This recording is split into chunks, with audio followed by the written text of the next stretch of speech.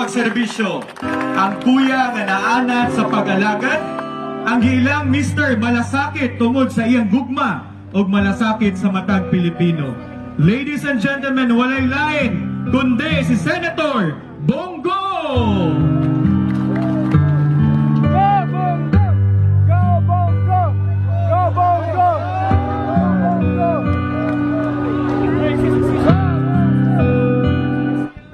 Alright, let's give Senator Bongo a round of applause. A welcoming applause to the province of Lanao del Norte. Go Bongo! Go Bongo! Go Bongo!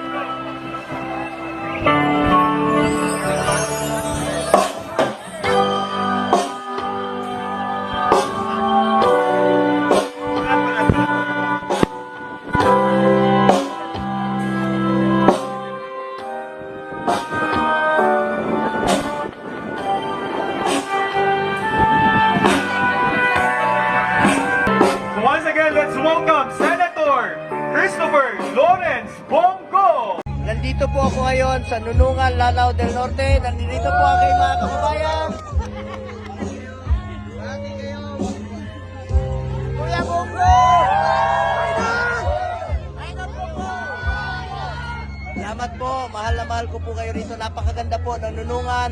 Dito po kanilang heritage park, no? Nandiyan po yung lake sa likod. Napakaganda po ng Lanao del Norte po. Nandito po ako sa Nunungan. Kasama ko si Mayor Mamay, Governor Angging Dimaporo para po sa kanilang pagbisita namin sa multipurpose building ng Nunungan.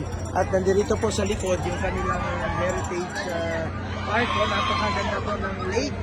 Napakaganda po ng tanawin. Sobra. Matutuwa ka talaga pag nakita mo at napasyalan nyo po ang ganda po ng Pilipinas. Lalo na po dito sa Lanao del Norte sa mga kababayan nating Muslim, Kristiyano po. Mababait at magagalang po sila lahat. Nandito rin po ating kasamahan. Salamat, ma'am.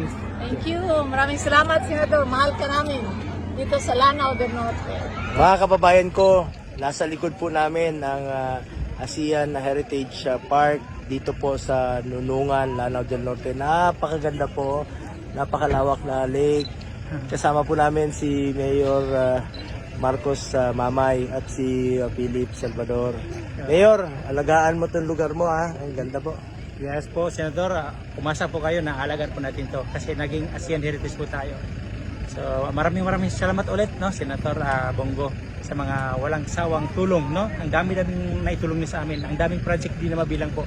Kaya po naimbitahan po namin kayo kasi yung nga po sa sobrang saya po namin na nakuha po namin, nagkaroon kami ng mga maraming project dahil po sa inyo. So maraming salamat ulit.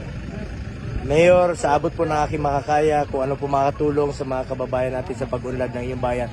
At masaya po ako na napasaya natin ang ating mga kababayan ngayong araw na ito makatulong, makabigay ng mga proyekto, makatulong sa mga pasyente at makapag-iwan po ng kasiyahan, ngiti sa mukha nila. Nawawala po ang aming pagod tuwing nakikita nating masaya po ang ating mga kababayan. Salamat po, Mayor. Thank you din po, Senator.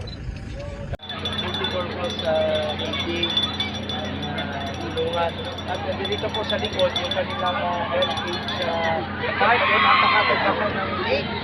Napakaganda po ng tanawin. Sobra.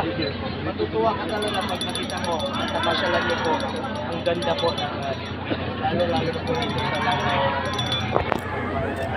Pupunta po ako ng Tugod at sa Lala.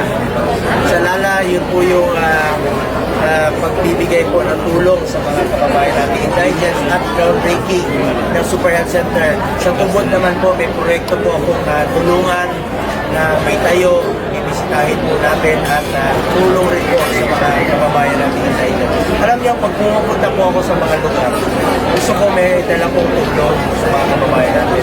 Importante po ngayon, yung laman po ng tiyan ng ating mga kababayan. Makatulong man lang sa mga mahirap, makatulong sa mga pasyente, makatulong sa mga proyekto, at makapag-iwan ng konting ngiti sa panahon ng kanilang pagdadalamati. Kita nyo kanina, masaya sila, tumatawa.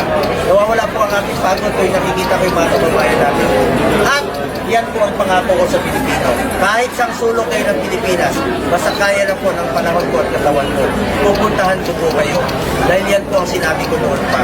Sunog, lindol, putok ng vulkan, bagyo, buhawi, kahit saan yan. Naabot ko na magkabilang dulo sa Batanes, Apari, hanggang ulo. Napuntahan ko na yung Tawi-Tawi. Napuntahan ko na yung Basilan. Napuntahan ko na yung... Muntik na ako mag-disgrasya sa Basilan noon. Pero ngunit ako'y naniniwala na kung panahon mo lang, hindi mo pa panahon. Panginoon lang po nakakalam kung kailan tayo mawawala sa mundo. Thank you so much. God bless.